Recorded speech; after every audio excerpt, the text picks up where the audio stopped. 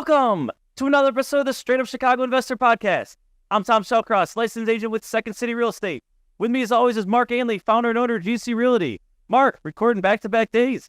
Yeah, and I have to say, you came in hotter yesterday. Like, I feel like I almost have to prompt you to be aggressive. So, I messed up there by not teasing you. So, if fine, I'll be aggressive and I'll ask our listeners, give us that referral or that 5-star review. Like that little segue.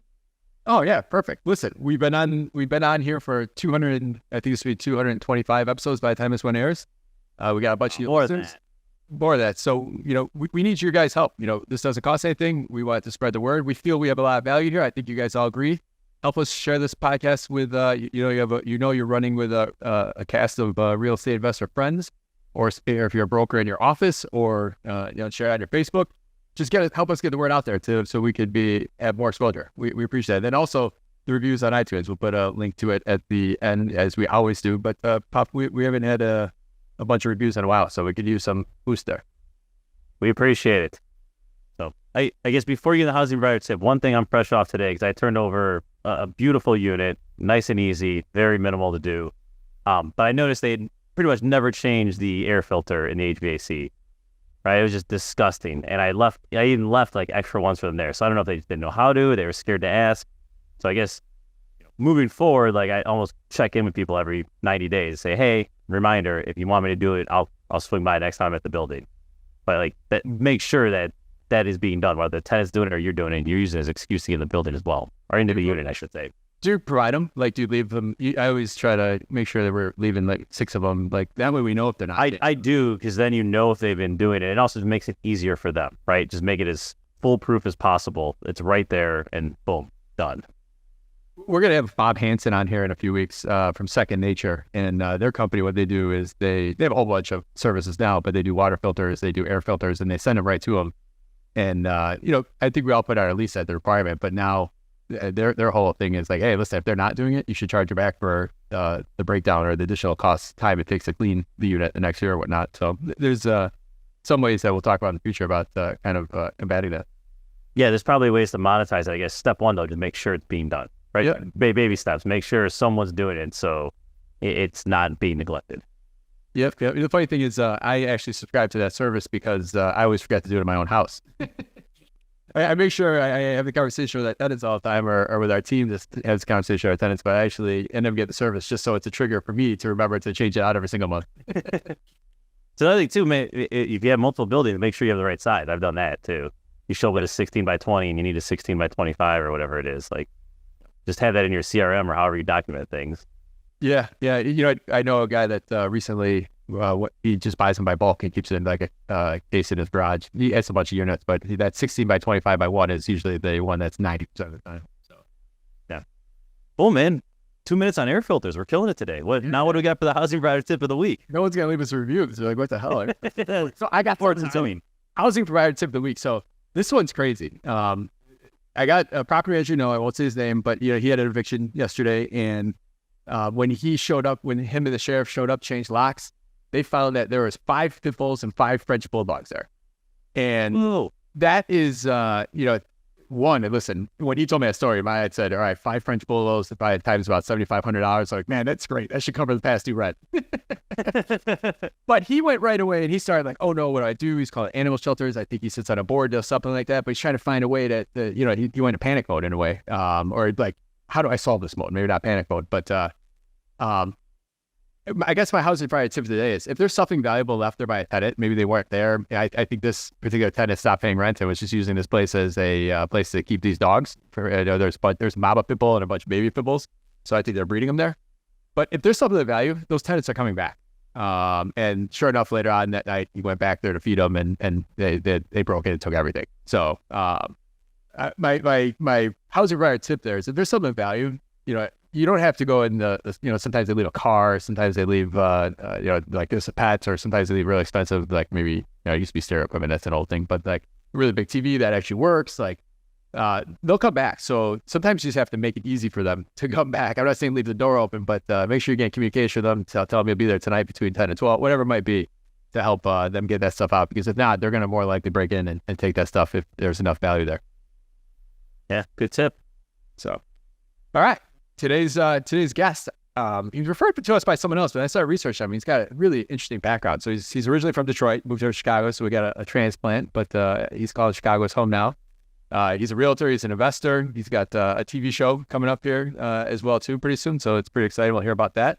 But without further ado, I want to introduce Michael Thornton, and I didn't mess it up. They're having me.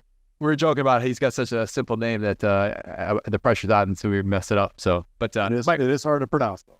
Yeah, I didn't know if it had a French twist on it or something like that. But Michael, coming out here to the show first time, you got a TV show coming up here soon. Like, what has been on being on TV or going that route? Has that been something that you want to do, or this kind of fall into your lap? Yeah, so I would say it initially fell into my lap. So we were leaving for spring break on a Saturday, and I got this email on a Friday about this show called The American Dream. And American Dream is in several cities, but they haven't come to Chicago yet. So they're trying to launch the Chicago market, and they say, hey, we're looking for, realtors that are top producers that would find this exciting to basically showcase the city. Why would you want to live in the community you live in? And they feel that realtors are the best people to showcase that because they're working with buyers and sellers every day, trying to sell and understand why people want to live there. And so it was so funny because I had to jump on a conference call. I was missing the live meeting. I felt like because I wasn't going to be there in person, I had no chance. But I just know the power of media. So I was all in and super excited and got the opportunity ultimately to do that. We taped the first one a few weeks ago. It's going to air this month, which will be really exciting. So basically it'll be a 30-minute segment. I'll have 5 minutes of that 30 minutes. And for the first one, we're going to highlight a couple cool businesses in Wheaton. And we have the opportunity to go over all over Chicagoland and talk about, what makes this such a great city. That's awesome. That's awesome. We'll dive more into that. But, before going further, give us kind of how you got into real estate. Give us that 45-second message. How'd you end up from Detroit here? Like, talk to us how we ended up here today. Yeah. So, I kind of always said I'd never do what Dad does. And he's had a commercial real estate business in Detroit for, going on 45 years. And so I got to see the good, bad, and ugly growing up, but I was always interested in it. Never thought I would do it full time. But even when I was in college at Michigan State studying supply chain, I got my real estate license. And so I was going to help Dad out in the summer, learn the ropes a little bit. If nothing else, it would help develop sales skills, kind of learn the entrepreneurial side of a business. But ultimately graduated and, going to school at Michigan State, a lot of Chicago companies are recruiting there. Got a job with Kraft Foods, and that's what brought me to Chicago. They had an office in, Northfield at the time, then moved downtown, a few years after that. But that brought me here. And then 5 or 6 years into that, I was looking around and I said, this is great. People can make good money, have a good career here, but it just wasn't for me. I had this entrepreneurial itch, and I was looking around like, I don't care if we sell any more mac and cheese. I really am not that passionate about it. And I need to do something a little bit different. So I got my real estate license, and just from talking with friends and family, I would do a deal here, do a deal there. I met a local investor who does about 10 or 15 flips a year, and partnered out a flip with them to kind of learn that side of the business, which was great. But I learned throughout that process that, flipping a home is more of a job. I mean, you have to be there on site, you have to meet contractors, you have to make sure materials get there. And throughout that process, I kind of realized that I wanted to work on the brokerage side ultimately, but I had that itch for investing as well, and knew that would be part of my journey. It just wasn't what was going to bring me full-time into real estate. I thought the brokerage side, I could get off to a faster start, supplement with investing. And so really I started building a plan about 5 or 6 years into my craft role. It took a few more years to ultimately transition as I was trying to build up funds. I had a good mentor that said, hey, you gotta have at least 6 months of reserves. I had my third kid was just born, and we had built, wasn't an extravagant lifestyle, but we had built it off a good salary. And I told my wife one day, I said, hey, I'm going to quit my job. And she said, hell no, you're not. I said, well, I have a plan. I thought through it. And she said, okay, we'll lay that out. We'll talk about it. And basically said, hey, we're going to make 25% of what I made last year in the first year. If it goes well, if it goes really well, next year we'll maybe make 50. And by year 3, I'm hoping to be whole. And that was the plan. And we jumped off the cliff, and I was down to my last penny about 9 months into the leap, even though I got off to a fairly fast start. But I was investing back into the business. And I remember sitting there in like January of 2018, 6 months after I transitioned, and I was down to my last few dollars basically. And the next day I got a couple calls and the ball started rolling downhill. And I had as many closings that March as I had 9 months leading up to that point. And ever since then, the ball's been rolling downhill, and it's been a blessing ever since. All right, you got a lot for us to unpack there. Kept going there. All right, so there's a lot of people listening here that are probably listening on their way home from their W2 job, and they think they might have the entrepreneur bug. Like, break down what that feels like. I know that sounds deep, but like, right, what was the dissatisfaction you had inside you while you're sitting there at Kraft making decisions on mac and cheese versus like, I gotta get the hell out of here? Like, what would that feel like? Would that, like, how'd you know that was an entrepreneur bug? Was it how you're raised? Break that down a little for people so they maybe you could help them think about what they're actually feeling. Yeah, it's a great question. I think my ultimate feeling was I crave autonomy to build something. I wanted to build something. I want to leave a legacy for my kids. I have 5 kids. And that ability to wake up in the morning and to plan, to execute, to go back, refine, and then continue forward, to have the autonomy to do that, that was something I craved. And I didn't really get in that corporate world. And I'm even talking people that are on the executive team, like they have such a limited autonomy there. And it's fine. Some people have a great career, have fulfilling careers. I really enjoyed my time there, but I also looked around and said, hey, can I scratch that itch of like building something and just strategizing or refining and taking something in a direction that I feel passionate about? Can I do that here? And ultimately I looked around and said, I can't do that here. In real estate, it could have been something else. It could have been selling a widget, but it just happened to be real estate, probably because I grew up around it, probably because I saw my dad do it. And I've always been obsessed with adding opportunity or finding opportunity, and real estate's such a perfect asset to do that with. I've always, ever since I've been 17, 18 years old, watching Flip That House back in the day when that was first coming out, and like, man, we can add opportunity there, or this can be changed to that, or, you know, you can make something more beautiful. There's function, there's ways to earn money. There's a place to just do all that stuff. So anyway, I fell into real estate. I think the feeling was, I want to build something. I feel limited in my ability to build something here. And I also don't have any control over my career. They could tell me tomorrow that I have to leave and I'd be in a really tough spot. If I'm building myself, they wouldn't have that power to do that. What was the time frame before like having that like that moment of like, this is not for me, to you actually walked out and never went back to a corporate job? Like how long, many years? Yeah, so I started with Kraft in 2008. I got licensed in real estate in 2013.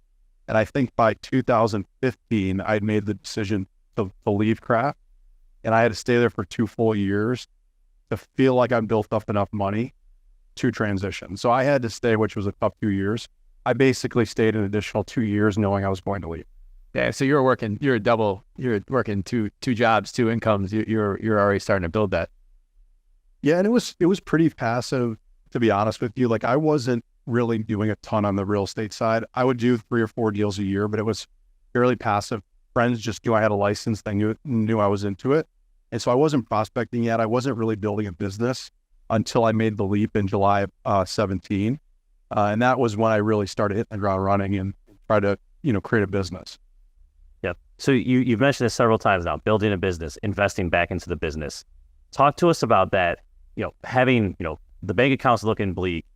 What, one, just the mindset to put the money on the table. And then 2, like, what were you actually doing? Like, how are you spending the money and banking on that return? Yeah, it's a good question. So the way my business functions now, it's a lot different than when you're first starting out. So when you're first starting out, you have a limited network.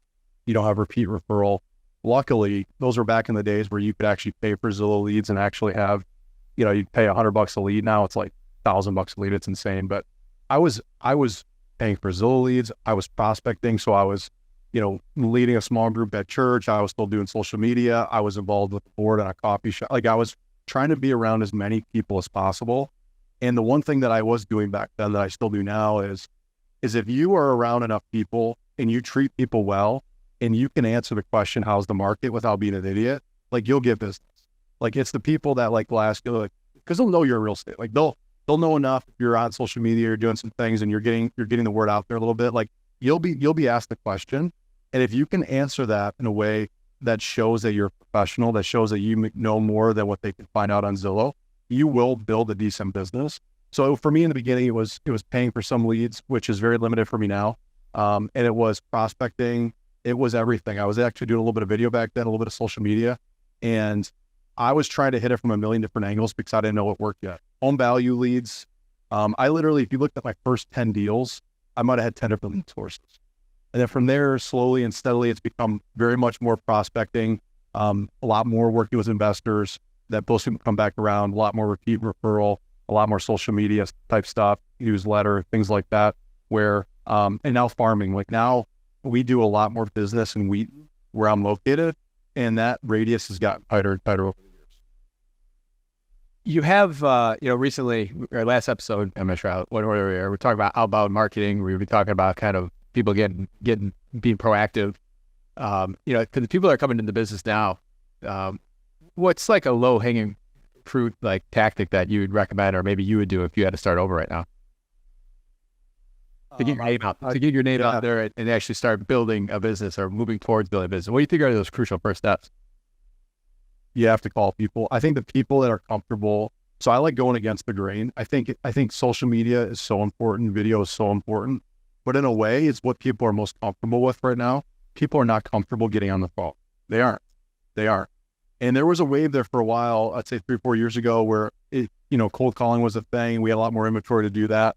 I think that's going to come back around. And if I was brand new and I didn't know anybody, I'd be doing open houses for any agent that would let me do it. And I'd be doing open houses during the week. I'd be a little unconventional. So I'd say, hey, Mark, you got a great listing. You probably want to do your own open house on Sunday. What if I did it on Thursday because you're located near a metro stop and I know people are going to be walking home from there, and I'll do it Thursday from 4 to 6. So I'd be doing that. I'd be doing like 5 open houses a week, which I hate open houses. I don't do them anymore. But if I was building over again, I would do that. And I'd be calling people because they don't know, like if you're calling for sale by owner, like there's very few of them, but the ones that they're out there, I guarantee you they're getting less calls today than they got 2 years ago.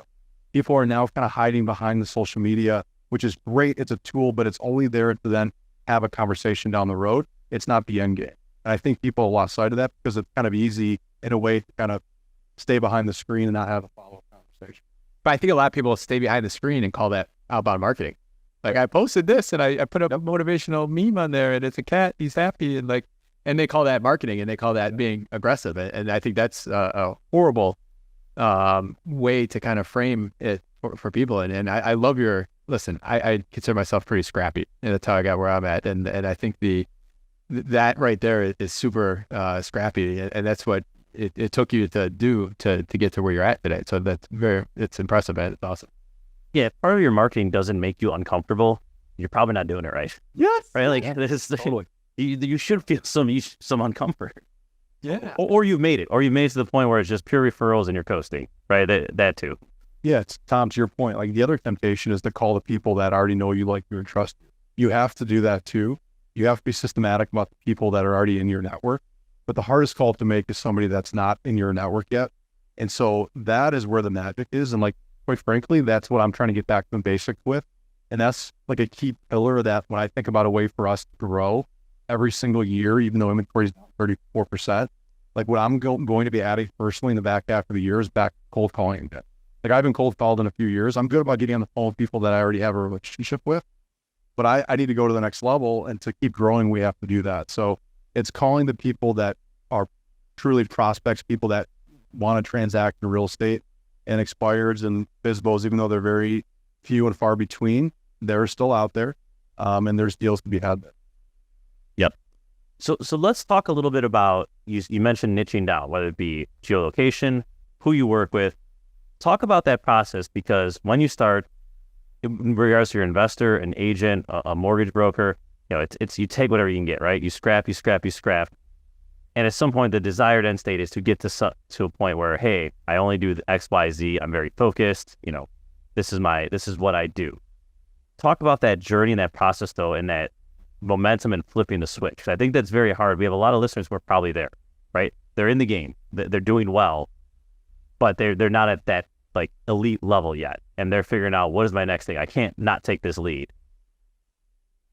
Yeah, I would say, I would almost say that, like, let your numbers tell you what that is in a way. Like I like look back at like what we're most effective at.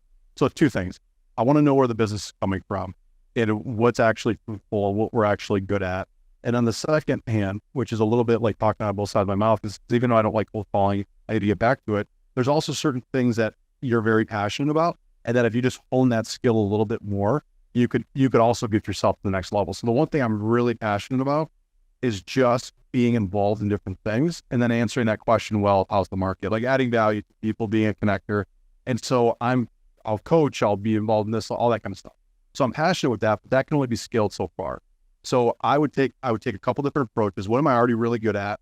How do I get better at it, more effective at it? How do I leverage it better? How do I double down there?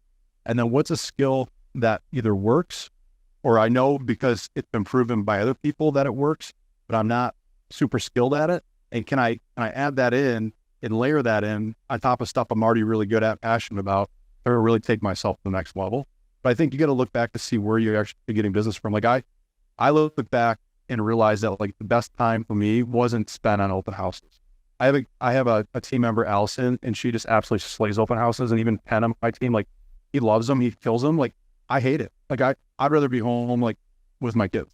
But I love being at like the church meeting or this or that, or like the coffee board in those meetings throughout the week, because I'm just good in those settings, and I'd rather, and I can get business from it. Yeah. So talk to me a little bit about open houses. It's been brought up a few times for that agent looking to get started. You mentioned hosting for someone else. What else? What, technical information right here that you can pass on to that 25-year-old who's, just bright-eyed and ready to go. Yeah. So if you're brand new, the first thing you want to do is either you want to surround yourself with people that are doing it at a very high level. So that's either joining a team or having a strategic partnership with a team, like I mentioned, where you're bringing them value. They might have everything covered in the weekend, but you can go to them and say, hey, look, your seller might love the fact that you do, for instance, a weekday open house. Hey, can I go out there and put the signs up at 8 a.m. rather than 12:30 right before the open house? Like there's certain things you can do just to be smarter about it, and just be better at that activity. Or, hey, can I actually have an item of value left behind that I wow everybody when they come into that open house? There's some people that when you walk into their open house, they have water, snacks, they have information on the market. They have all kinds of stuff that shows them that you're the knowledge broker in the area. You know what the heck you're talking about, and you're there to provide value. Where people kind of miss in a way on the open house is they're trying to sell the house too much rather than just connect with the person that walks to the front door, ask them some good questions, and then have items of value there that you can provide them. Like even your laptop open, like, oh, hey, I know you mentioned that this doesn't have the 4th bedroom of the office. I quickly just pulled up a search, and this is a private listing. I know you probably can't see those on Zillow, but I have them right here. And you kind of dangle something of value to them, and then you develop that relationship. And I also think there's a way to follow up with them that's unique as well, whether it's a text of a video right after, hey, it was so great to meet you. Love meeting you and your kids. Just remember that I'm here for you if you ever need anything, blah, blah, blah. Rather than just the standard email. I actually try to send them something while I'm still at the open house, because there's a higher likelihood, given the short time frame when they just walked out the door, that they'll respond to you. So there's some strategic things you can do, but the most important thing when you're brand new is being belly to belly with somebody. And so an open house is a great way to do that. You mentioned like and trust, and I think that's an important concept for all of us. I mean, we work with attorneys because we like them. We work with the vendors because we trust them. Like I think no matter what angle you're looking at or what seat you're sitting in, like and trust is important. You seem like you are a fairly likable and trustable guy. Heck, you live in Wheaton, so I mean, we got it. Like, you guys are all great. But is that something that can be learned? A skill that can be learned? I mean, trust is trust, but like the likable part, the rapport part, or is that something you have to naturally have? Oh, that's a good question. I think a little bit of both. I think I don't know. I think you either are born with the disposition that you're going to try to provide value, serve people, but I also think that can be learned. I think where realtors can get into trouble is if they make the transaction about them. And it's tough to do. It's tough enough to do that in the beginning. And I think that's why there's like an exponential growth as an agent once you have enough business where you really don't have to hang your hat out any given transaction, where you really can disconnect from the outcome and say, hey, if that doesn't close, it's okay. Because once people start seeing that you're not there because you want it to close, you're there to serve them. And if they can get the sense that, hey, Mike really wants this to be a good experience because he probably wants me to tell a friend. Like, that's okay. Like, and that's what I do want. Like, I do want you to feel so taken care of that you tell a friend. I don't want you to feel like that you were just a paycheck. And so I always try to have that as the center of what I'm doing is like, take care of these people because you will have a long, successful career and everything will work out if you hold their highest interest in your best regards. Like, I might have got that flip, best interest and highest regard, one of the two, but that are one. If you take care of these people, you show them that you care because you do, because I do care. And they know that they mean more to you than just that transaction. Everything will work out. So I think people have maybe a poor the disposition towards that, but it also can be learned. And there's definitely certain things you can say or do to help them understand that versus not. I'll throw the ninja selling book out there. It's a good one for realtors or mortgage brokers around kind of the building luck and like and trust and the rapport and those networking relationships. You mentioned before you got your license, you started working with an investor, you found a way to partner with him on a flip. What I heard right there is the question that people are always asking me, like, hey, how do I find a mentor? Or how do I be a partner? Or how do I work my way into a deal? Right? Tell us about kind of how that transpired and any advice that you give to somebody that is looking to partner. Because I imagine it was I think you even said it was a huge value to kind of see it, even as just a partner to start. And I'm not sure your guys' percentage splits or anything like that, but no matter what, even I feel like even if you got paid nothing, just your real estate commissions, there's a huge value there that you get. Talk more about that, how that rolled out for you.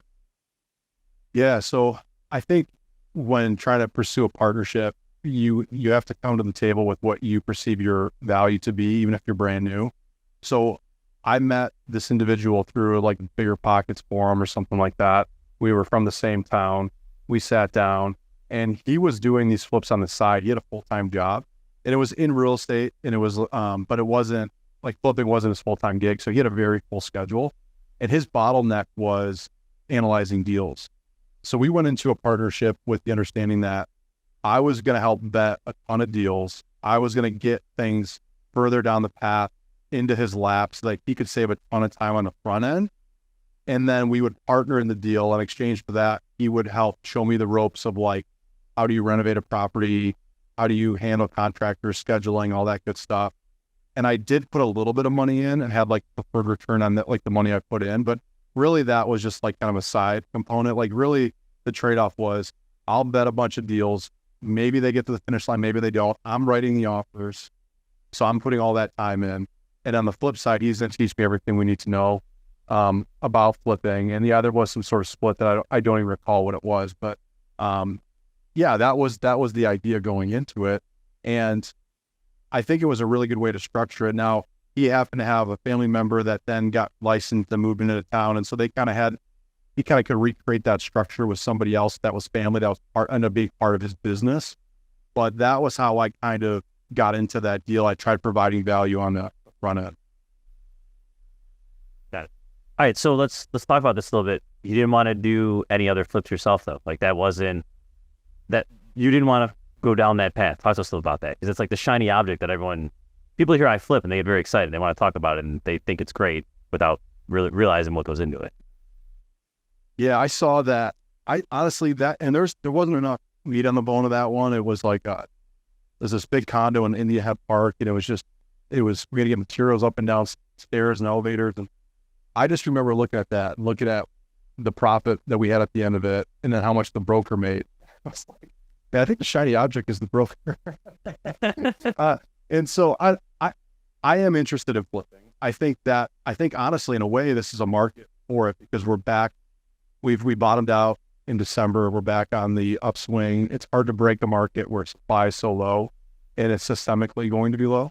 And so I think there is a market for that again. I am interested in it, but as far as I felt like it was more risky for me to jump into that game when having very little experience. And I felt way more comfortable on the brokerage side. So that was the reasoning for doubling down on the brokerage side. And then I had a little bit more of an edge for buy and hold. So I have just a few buy and holds, 3 in Wheaton and then a short-term rental in 𝗥𝗲𝗃𝗃. And I was really interested just the benefits of appreciation and then depreciation and all the different wealth building things you can do with that. But where I'm at today, and I just had a really good conversation with a friend who's doing a lot of creative finance and stuff, I kind of have this itch of now adding back the portfolio where I've been dormant for the last year, really just trying to build the brokerage side and get to the next level, and where I can really only focus on one thing at a time, just how my brain works.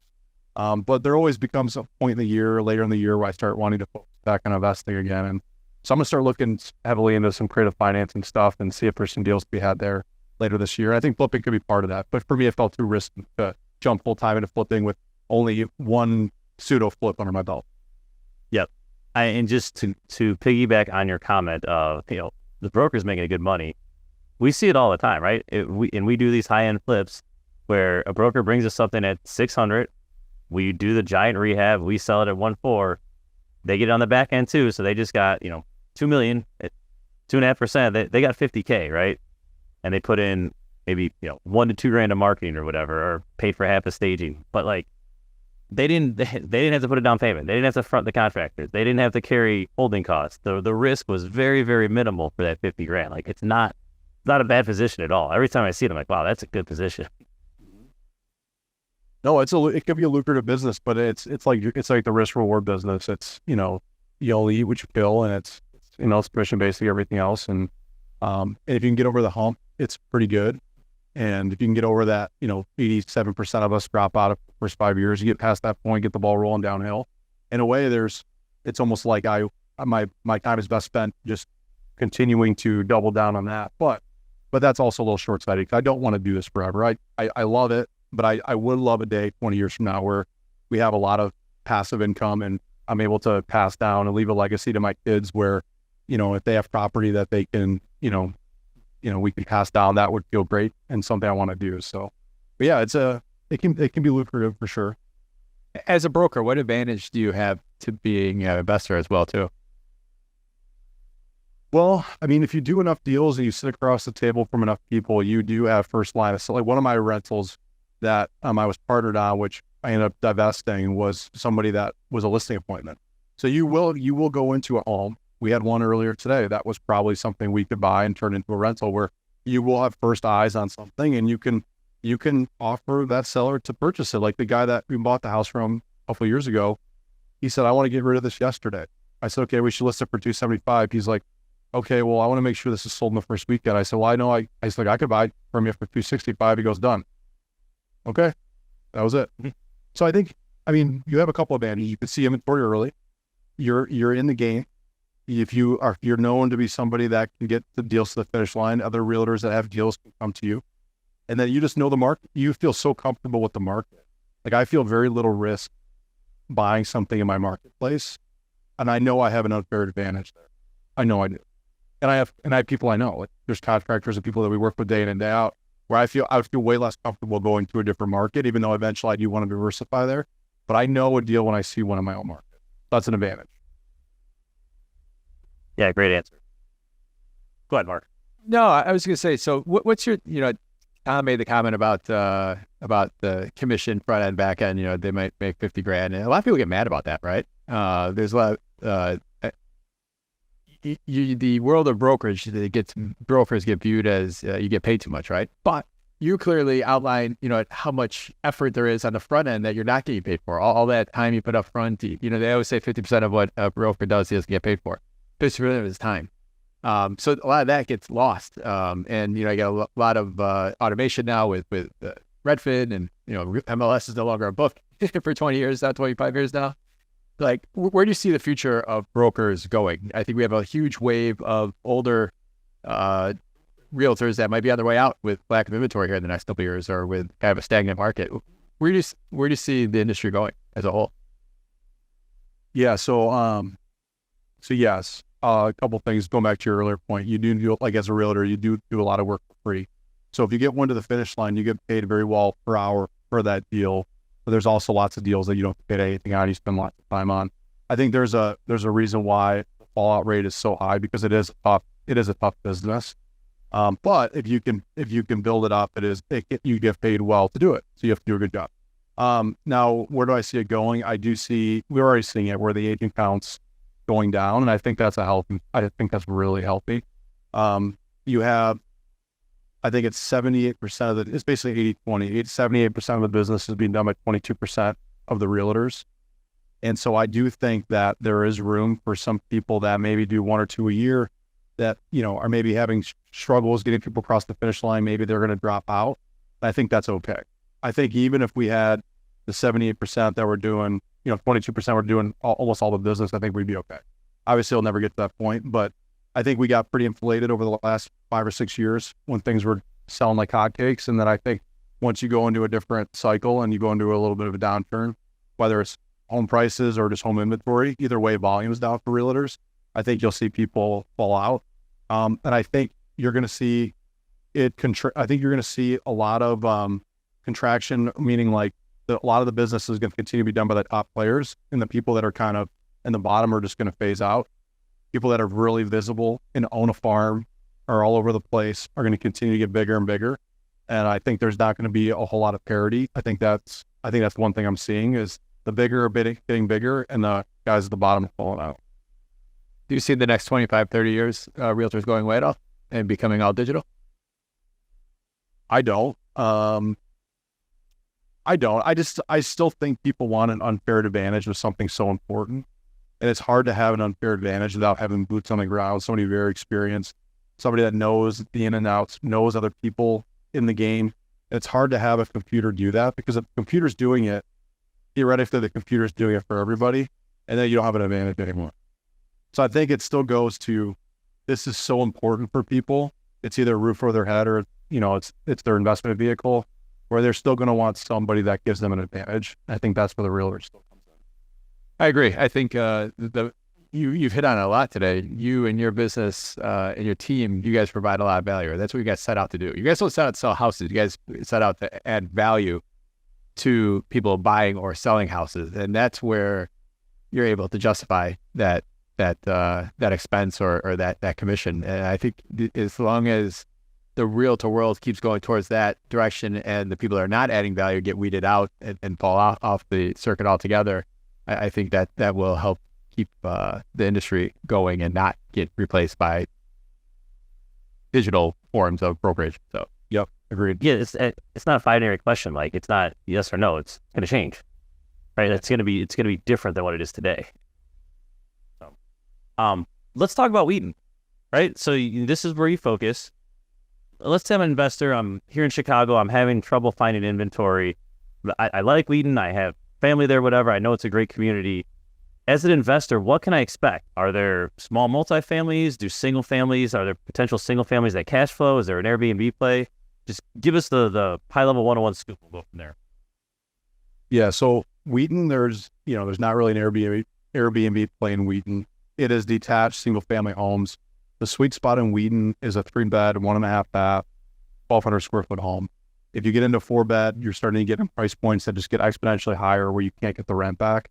A couple of years ago, you could get something for $265 and get $2,300 a month in rent. You have a really strong appreciation. You have very, very good tenants, very good tenants. Now, obviously, with price points where they are, you're probably paying $300 and getting $2,400 to $2,500 a month in rent. So it's moderate cash flow. It's not great cash flow, but the appreciation is a really, really good. And you have really solid tenants.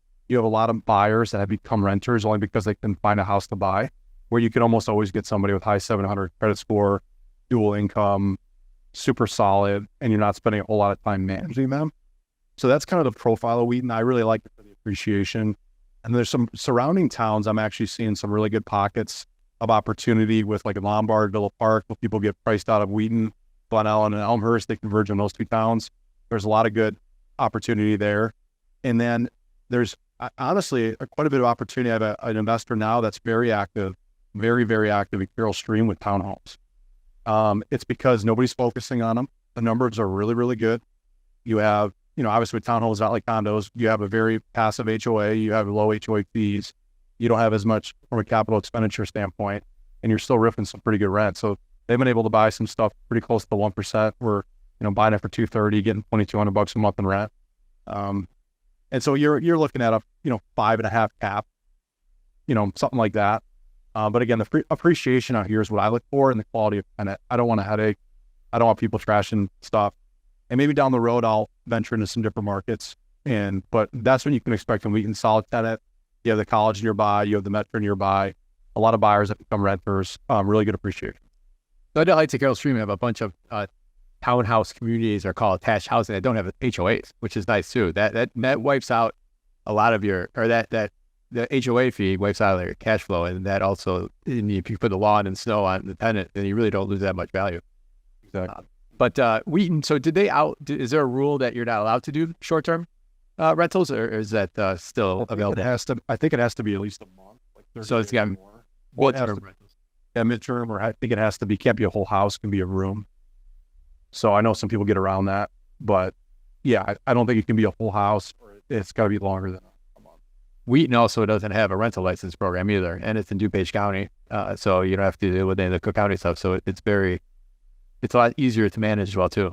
We manage a few dozen units there, and most of our residents are either people that sold that can't, like, just want to stay in the area, for a few more years for whatever reason, or can't buy but they want to be in the area to kind of get their jump on schooling and so forth.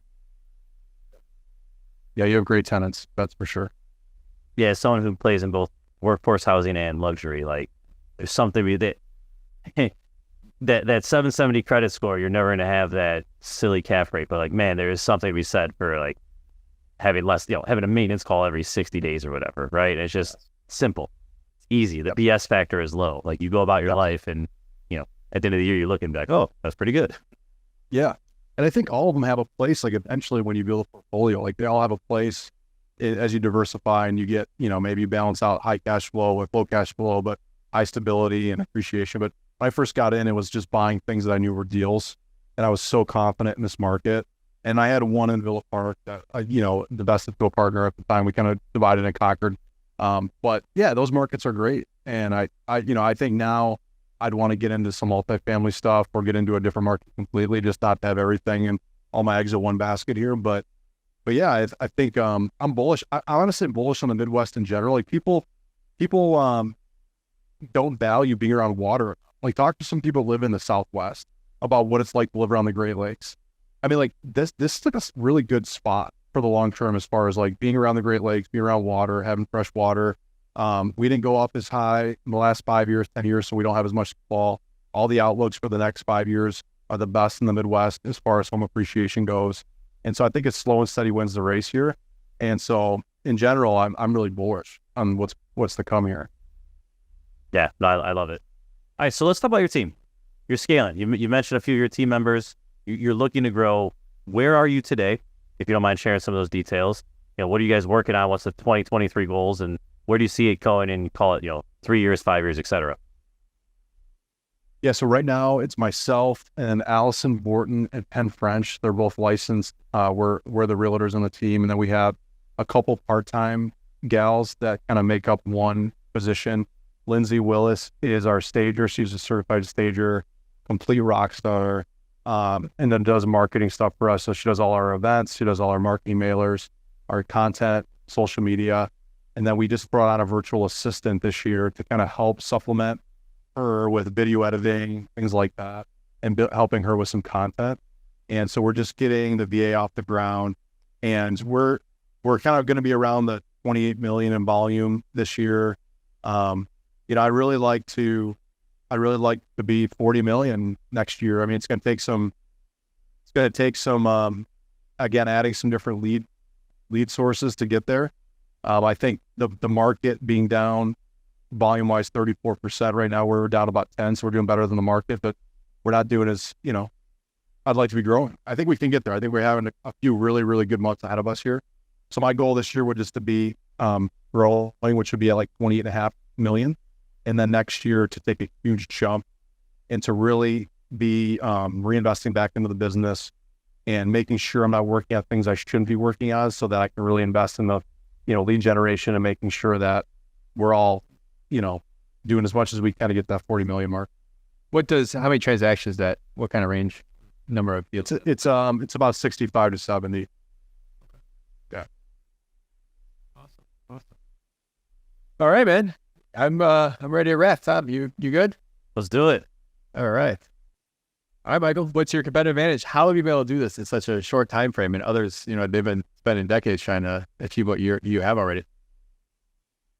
Oh, that's a good question. I think we really value customer experience. We have a high level of repeat referral. We're very systematic. We have a long checklist for every transaction. We hit every point, and we treat it like a business. And the number one thing people have said to me, whether I don't know if this is good, bad, or whatever, it's just is what it is they don't say thank you for being nice or fun to be around. They say thank you for your professionalism. I think that's a good thing in our industry. And I think by having the systems that we have, it shows that we're professionals, and it helps us get that repeat referral business, which is kind of the secret sauce in doing well as a realtor. What is one piece of advice you would tell someone that is yet to buy their first property here in the Chicagoland area? I would say know what your metrics are, vet a deal a day, at least, hopefully more. And as soon as something hits your criteria, pull the trigger. All right. What do you do for fun in Wheaton? I love to golf, man. I wish I could do it more. Luckily, my boys are starting to get into it, so I think I can actually get out there because I can take boys out of the house, give my wife maybe a breather. But I love to play golf. I love coffee and wine as well, but golf's really my passion. All right. Combine them all together. Yeah, that's right. Give us a good book, podcast, or self-development activity you'd recommend to our listeners. 2. One's a newsletter. So James Clear from Atomic Habits. He's got a great newsletter, 321. It takes you 60 seconds to read it. It's fantastic. So it's 3 ideas from James, 2 quotes from others, and then one one question for the reader, kind of stir on something, which is really great. And I really love what 𝗥𝗲𝗹𝘁 Sanchez is doing. I don't know if you guys know her. Yeah, she buys businesses and she's on Instagram all the time. Yeah, her Instagram, she's awesome, man. She's next level, and she's all about buying boring businesses that just bring in the cash. So I'm really interested in what she's doing, and so I think she's a good follow. We'll link to the show notes. That will tell them they got to get on the show. Awesome. Besides yourself, name one person in your local network you would highly recommend to other investors as a quality resource. It's another broker, actually, with Compass, Keith McMahon.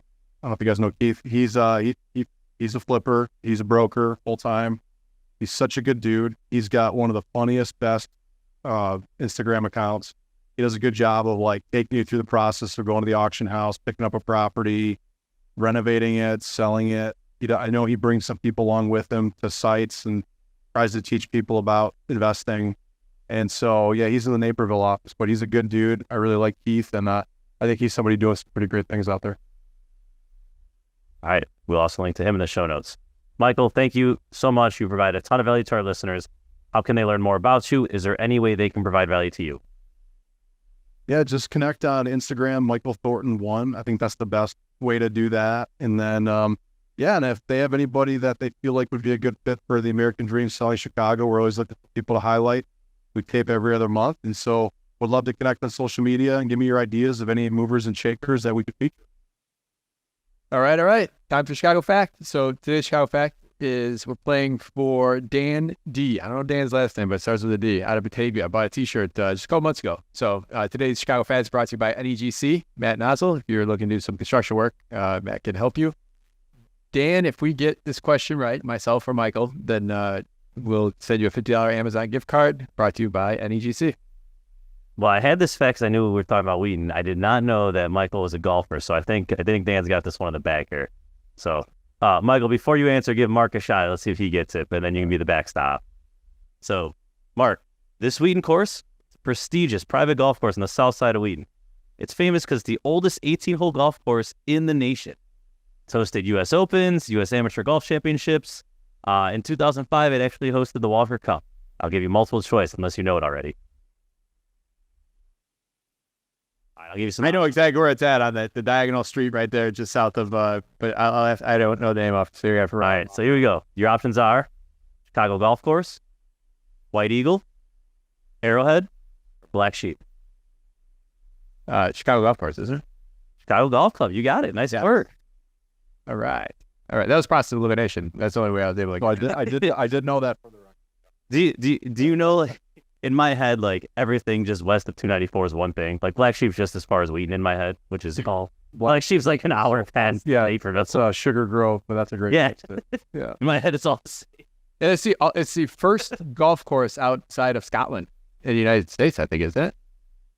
I think it's the first, hole 18. I think Fully. the original site was actually where the Downers Grove golf, like public courses. And then when they made it, that was the original Chicago Golf Club 9-hole. And they moved it when they wanted to expand to 18, they moved it to the current site. Yeah. I think that's the oldest 18-hole.